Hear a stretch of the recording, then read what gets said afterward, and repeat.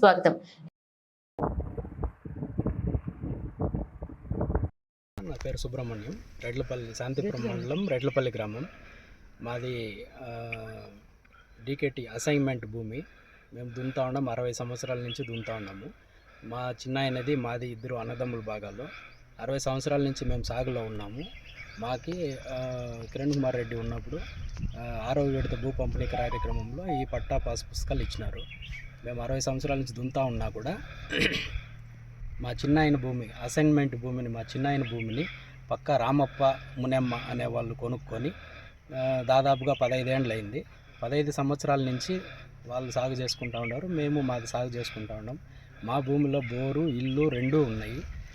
అయినప్పటికీ ఇప్పుడు దౌర్జన్యంగా ఆన్లైన్లో లెక్కలు మారిపోయినాయని చెప్పేసి దౌర్జన్యంగా మా మడి సాగు చేస్తూ ఉన్నాం. మా మడిలో వచ్చి దౌర్జన్యంగా మేము రోడ్డు చేస్తాము, మాకు ఈడ దారి ఉంది అని చెప్పేసి దౌర్జన్యంగా వచ్చి మమ్మల్ని బెదిరిస్తూ ఉన్నారు.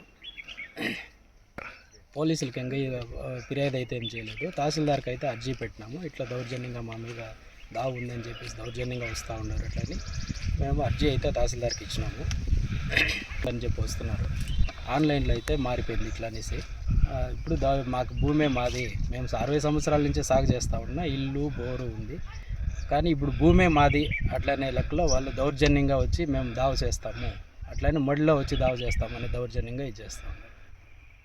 చూడండి సార్, ఇది మాకు ఇచ్చిన పట్టా పాస్బుక్లు 2 ఇచ్చినారు. ఈ సర్వే నంబర్లు అట్లా ఆన్లైన్లో అటు ఇటు మారిపోయిందని చెప్పేసి దౌర్జన్యంగా వాళ్ళు వచ్చి రోడ్ చేయాలా అట్లా అని చెప్పేసి ఇట్లా చేస్తూ ఉన్నారు సార్. దయచేసి మాకు మేము సాగు చేస్తూ ఉండే భూమి కొలిసి మాకు ఈ విధంగా పట్టా పాస్ పుస్తకాలు మంజూరు చేయవలసిందిగా కోరుతున్నాం.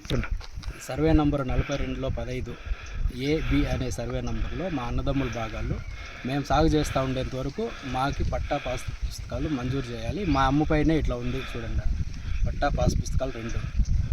ఇంతవరకు మేము సాగు చేస్తూ ఉండేది మాకు కొలిసి మాకు ఎంత ఉందో అంతవరకు మాకు పట్టా పాస్ పుస్తకాలు మళ్ళీ మంజూరు చేయాల్సిందిగా కోరుతాం. అధికారులు అందరూ మాకు న్యాయం చేయాలని కోరుతాను. కాన్స్టిట్యున్సీలో చంద్రబాబు నాయుడు గారు చేస్తున్న అభివృద్ధి పథకాలు మేము చూస్తూ ఉన్నాము. చాలా మంచి అభివృద్ధి జరుగుతూ ఉంది. చంద్రబాబు నాయుడు గారు కూడా మాకు దీన్ని సమస్యని తీసుకొని మాకు ఈ విధంగా మంచి ఇష్యూని క్లియర్ అయ్యే విధంగా మాకు సమస్య పరిష్కారం చేసే విధంగా చేస్తారని ఆశిస్తూ ఉన్నాం.